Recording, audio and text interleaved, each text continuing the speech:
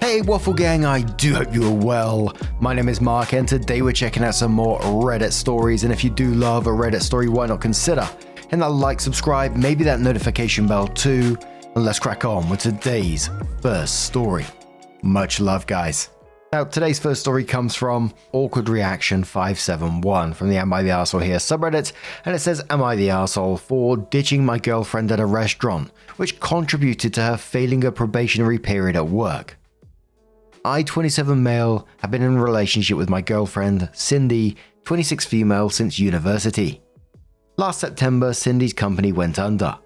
She took this hard because she loved her workplace, loved her colleagues, and loved her boss. Unfortunately, they just weren't making that much money, so the plug was pulled. When Cindy came home and delivered the news to me, I asked if she wanted me to introduce her to my boss.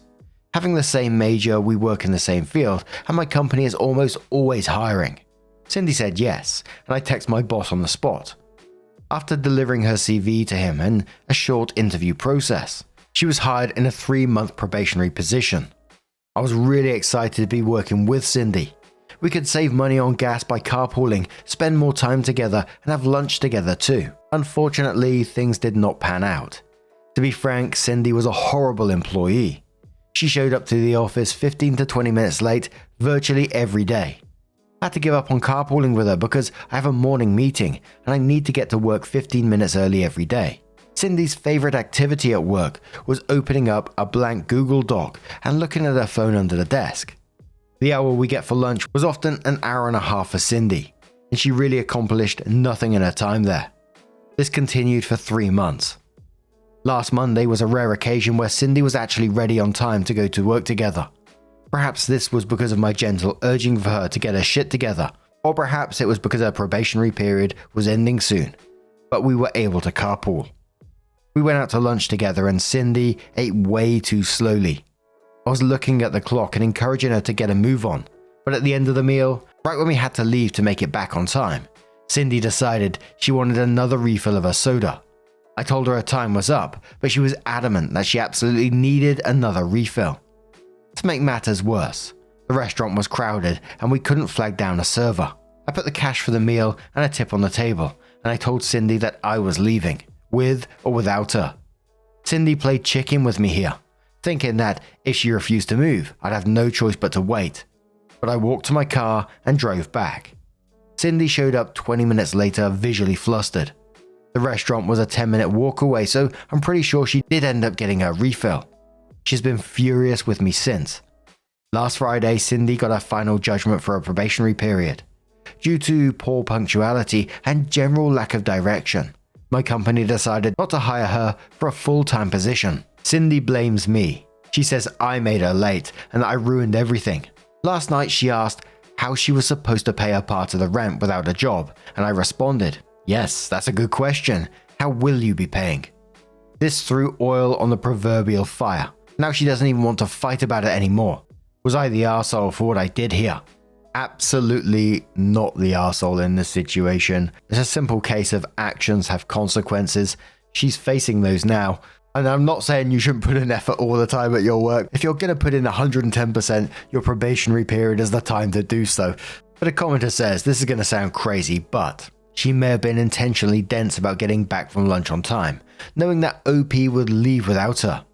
He's already set the precedent that he won't be late to work for her with the morning carpools, and then using that to blame him for failing instead of herself.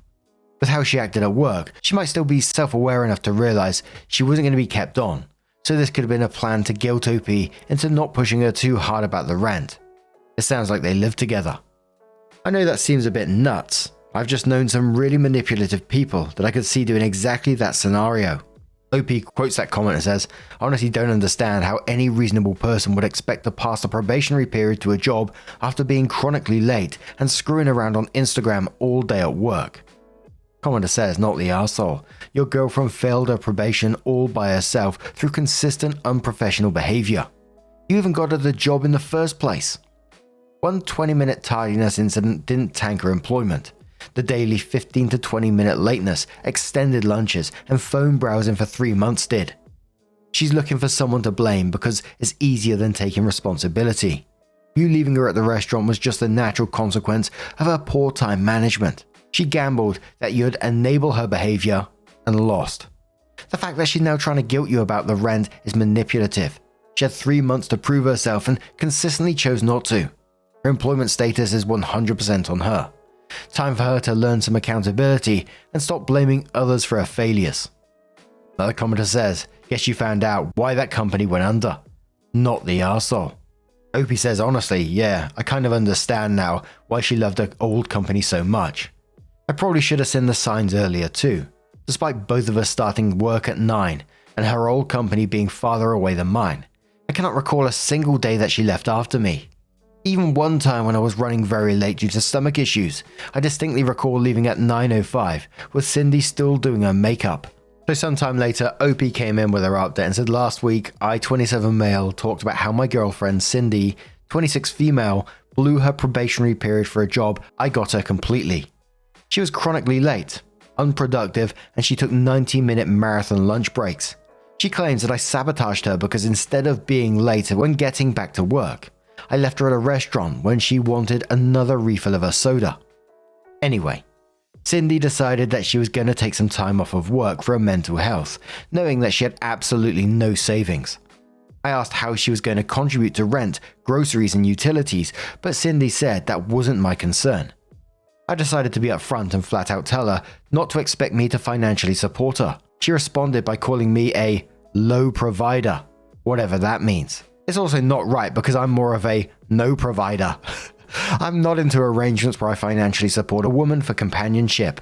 At this point, I knew that our relationship was basically over, but I decided that I'd stay in the apartment we rent for the next 2 months, as we have paid our rent in full until the end of May, and then leave. Then Cindy began taking steps to actively sabotage me at work. For example, last Friday when I was getting ready for work, I couldn't find my shoes. After letting me look for them for 15 minutes, Cindy finally said that she washed them.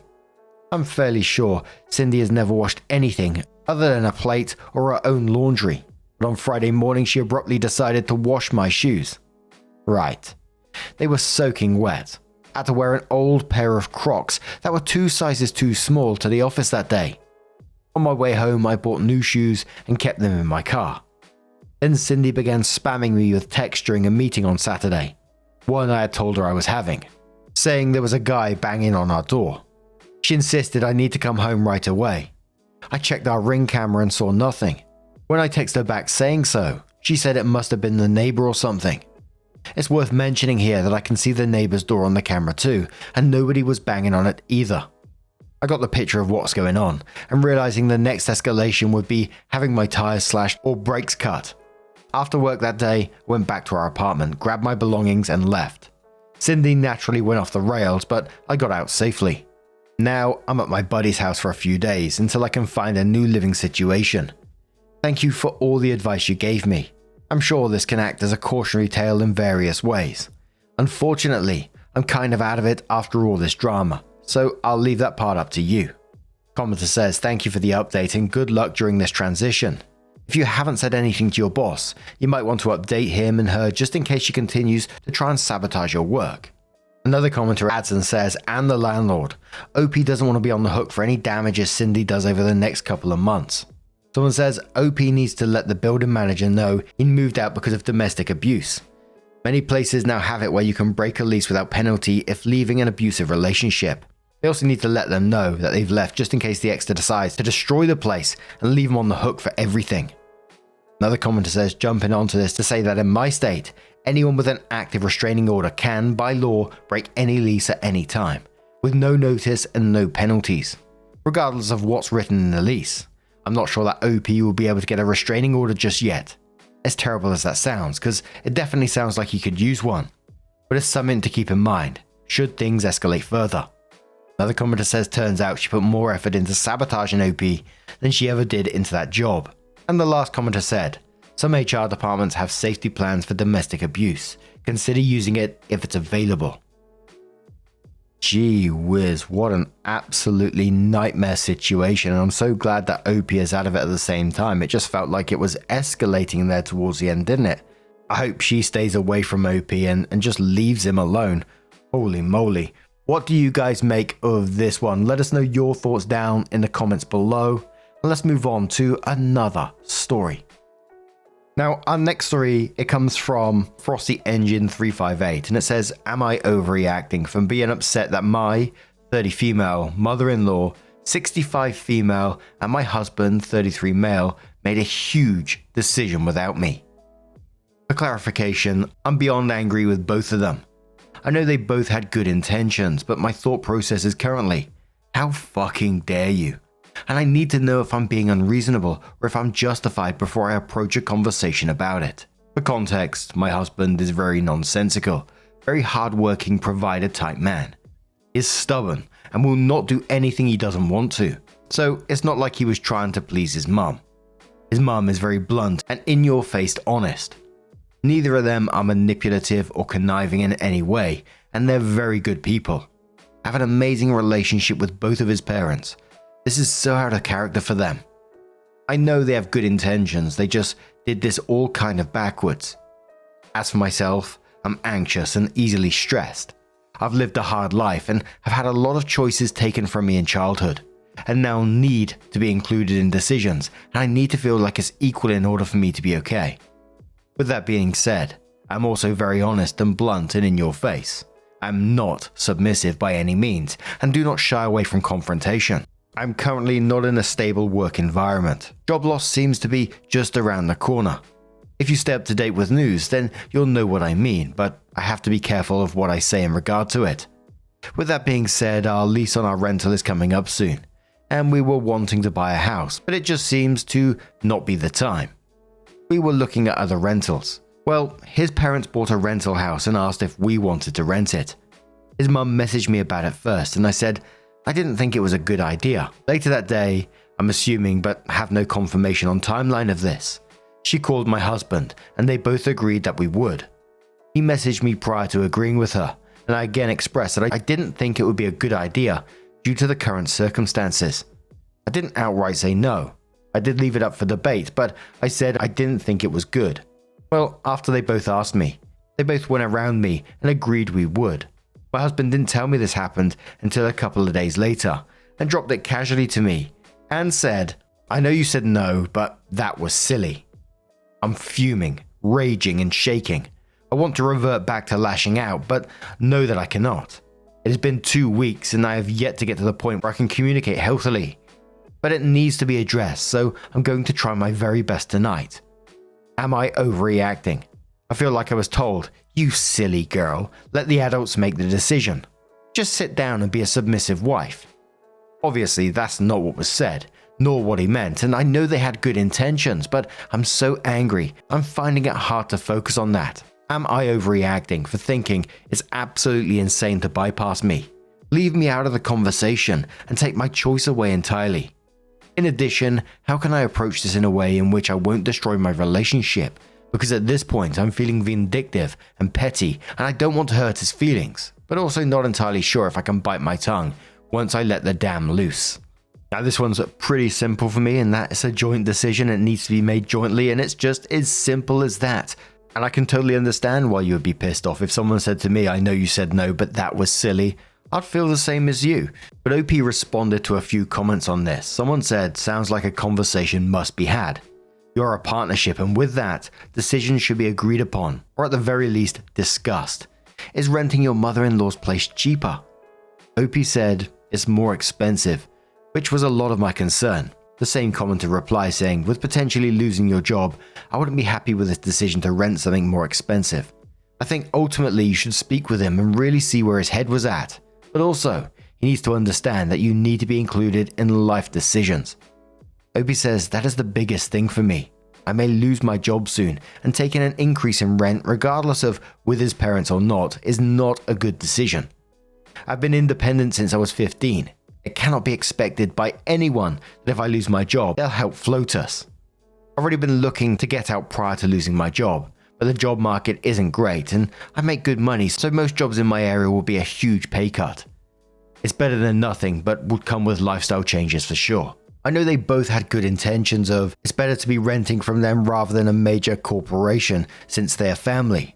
But also I need to be privy to that conversation. I didn't outright say no. I said it wasn't a good idea and left it up for discussion, but they decided to have the discussion and make the decision without me, feeling very much like a child.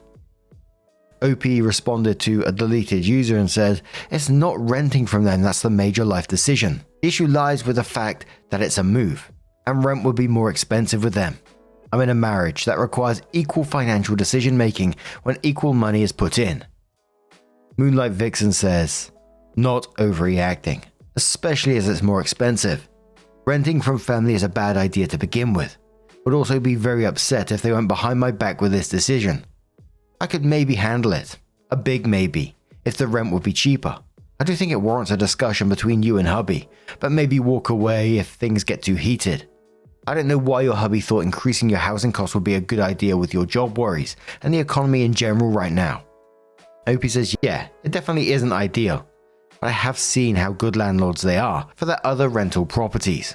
I'm saddened that with my potential job loss we can't buy a house, but timing is everything, and it'll happen when it's supposed to. I'm not keen on mixing family and housing, but honestly, my concern isn't even that. It's the finances.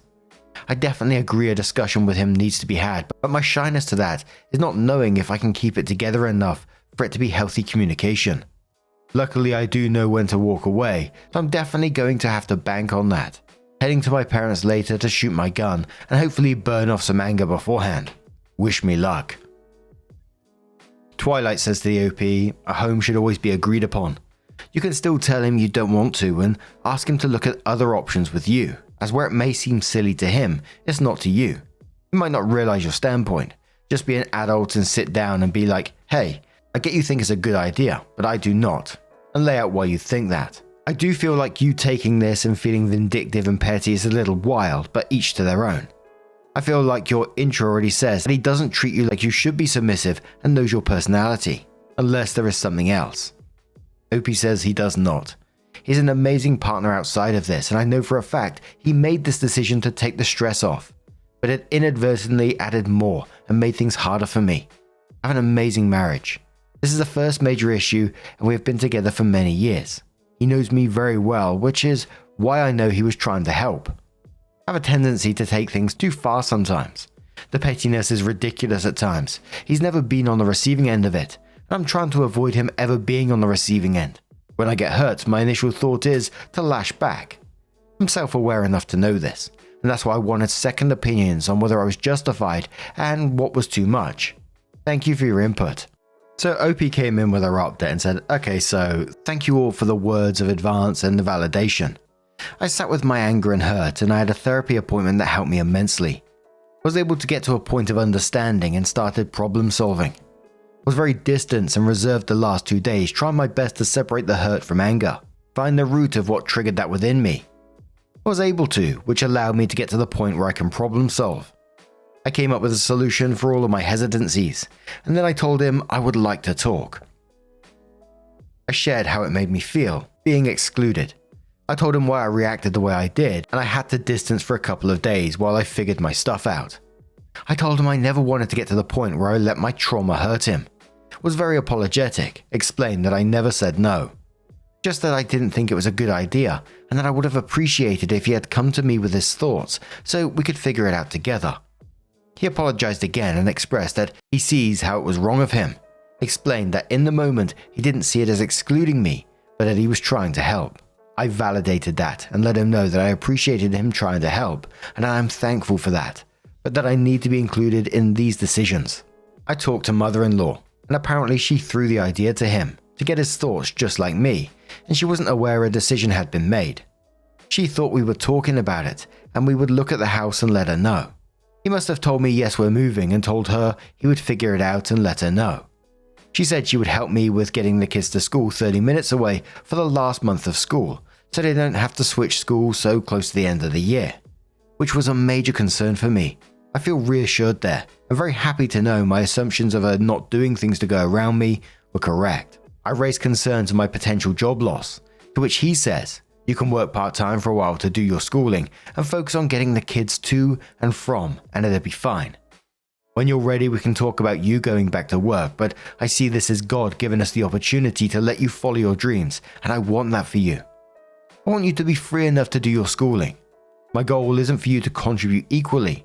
I will take care of us. You do what you want to, not what you think I want you to. We'll be fine if that happens." I cried, lol. Overall, everything is okay and the world is not ending, and I was able to self-soothe and regulate by myself, which may not seem like much for a lot of people. But when I started my healing journey, I was told that I had no emotional intelligence or capacity to regulate. I've come so far and began to express myself in a healthy way was amazing. He commended that, said he sees how hard I'm working to heal my past and that he is happy for me. My husband is my biggest supporter always. He's an amazing partner to me, and I appreciate those of you who called me out on the pettiness. I feel validated by my person, by you all, and I feel better after talking. Looks like it's time to start packing. Have a great day, everyone. Thank you for everything.